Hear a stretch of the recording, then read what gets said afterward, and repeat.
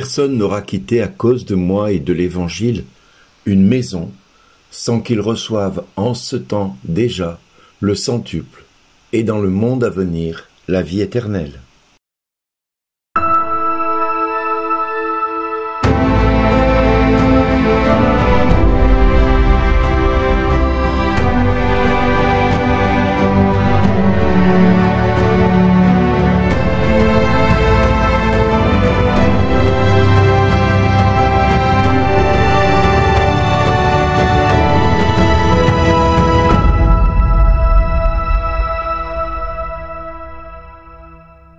Aujourd'hui, le message vous est adressé par Bernard Dille. Bonjour les amis. L'évangile de ce jour nous fait penser un petit peu à l'évangile où Jésus parle de ce maître qui allait chercher chaque matin au village des personnes pour travailler à sa vigne. Et nous pensons aussi à l'appel des disciples. Quand Jésus voit les différents disciples, il leur dira « Viens et suis-moi ». C'est vrai que le Seigneur cherche des disciples, des personnes capables de le suivre, des amis, qui sont prêts à répondre à son appel de manière, on va dire, universelle. Il s'agit d'une offre fascinante, on pourrait dire. Le Seigneur nous appelle. Quelle grande confiance il met en nous. C'est magnifique. Mais il pose pour cela quelques conditions indissociables de l'appel. Pour être son disciple, la condition qui peut parfois nous décourager dès le départ, c'est qu'il nous faut quitter une maison. Jusque-là, on peut dire pourquoi pas. Des frères et sœurs, pourquoi pas. Une mère, un père, ça devient des fois un petit peu plus difficile. Des enfants, là, ça devient compliqué.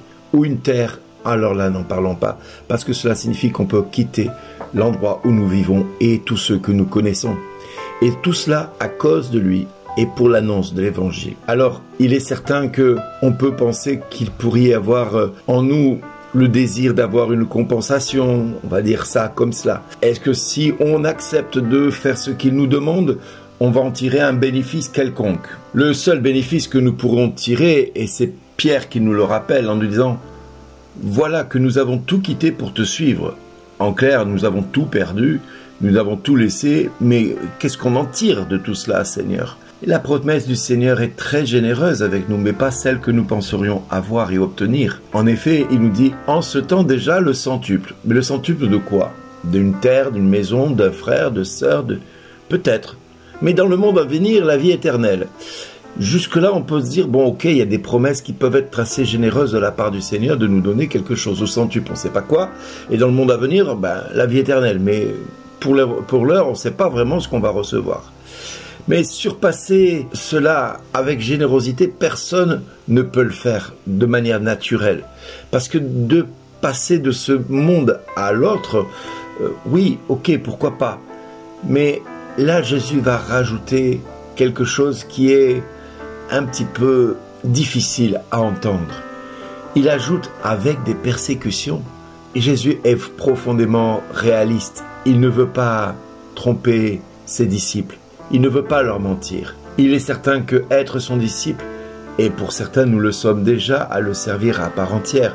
Je fais partie de ceux qui ont fait le choix de le servir et à temps complet, implique des difficultés et des problèmes, des complications au quotidien, implique également que des personnes autour de nous soient tributaires de vivre des difficultés et que nous ne pouvons que prier pour elles parce que elles font partie de notre environnement direct et ces personnes-là peuvent être amenées à vivre les mêmes difficultés que nous parce que nous avons fait le choix de servir le Christ en tout premier lieu. Mais Jésus considère ces persécutions et ces difficultés comme une récompense, comme une gratification de sa part, dans la mesure où elles nous aident à grandir, à maturer spirituellement dans la sainteté.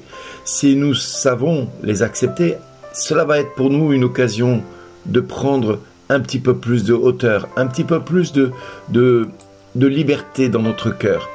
En effet, tout ce qui conduit et tout ce qui nous permet de nous rapprocher de la croix du Christ, cette croix qui nous a permis de voir le Christ mourir, mais qui nous a permis aussi d'avoir le salut de nos péchés, eh bien, tout cela peut nous conduire à comprendre un petit peu mieux pourquoi nous vivons ceci ou cela à cause du Christ. Parce que nous sommes toujours à temps de faire aujourd'hui une analyse sur notre vie et de nous rapprocher de Jésus-Christ à travers tout ce que nous avons vécu. Un temps précieux, qui nous permet de mettre à travers la prière et les sacrements la vision que nous avons de nous-mêmes et la vision que Dieu a de nous. D'examiner si parmi les disciples qu'il cherche, nous nous y trouvons et si nous faisons vraiment partie de ces disciples. Si nous acceptons également de voir la grâce que nous avons eue de pouvoir répondre à cet appel. Parce qu'il s'agit bien d'une grâce de pouvoir répondre à un appel. Pour plusieurs, quitter une maison, des frères, des sœurs, une mère, un père, signifie laisser tout ce qui peut nous empêcher de vivre avec intensité l'amitié du Christ qu'il nous a donné, l'amour qu'il nous manifeste, lui rendre cet amour qu'il nous donne au quotidien. Agir comme témoin dans le monde signifie être aussi disciple au point de donner sa vie pour le Christ. Regardons les apôtres, ils ont tous fini leur vie comme martyrs. Sommes-nous prêts, nous aujourd'hui, à donner notre vie au Christ de la même manière que les apôtres, de la même manière que Pierre va manifester ce don de vie, de sa vie, au profit du Christ, puisqu'il acceptera de mourir crucifié, la tête en bas.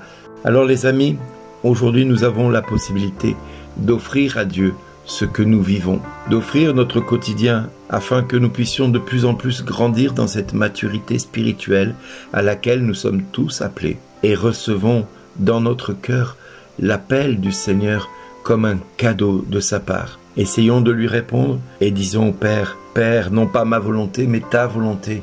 Fais de moi ce qui te plaira, pourvu que ta grâce et ta volonté se réalisent en moi. Oui, Père, au nom de Jésus, je te prie pour tous ceux qui écoutent ces 7 minutes, afin qu'ils puissent, jour après jour, s'abandonner entre tes mains et faire de leur vie un témoignage vivant par amour pour le Christ et pour ta plus grande gloire. Dans le nom de Jésus, j'ai prié, qu'il en soit ainsi, et viens leur dire à chacun, plus que jamais, merci d'exister.